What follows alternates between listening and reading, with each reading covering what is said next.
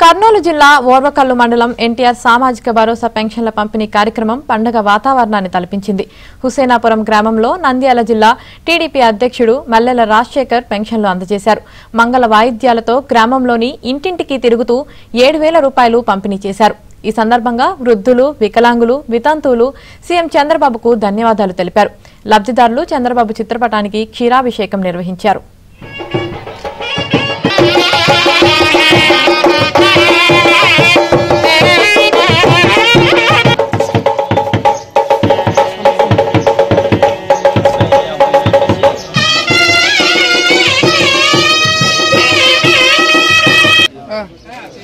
అట్నే వేస్తుండే ఇక్కడ చూడండి చూడక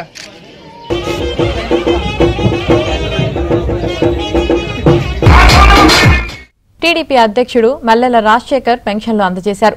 మంగళ వాయిద్యాలతో గ్రామంలోని ఇంటింటికి తిరుగుతూ 7,000 రూపాయలు పంపిణీ చేశారు. ఈ సందర్భంగా వృద్ధులు, వికలాంగులు, వితంతువులు సీఎం చంద్రబాబుకు ధన్యవాదాలు తెలిపారు. లబ్ధిదారులు చంద్రబాబు చిత్రపటానికి క్షీరాభిషేకం నిర్వహించారు.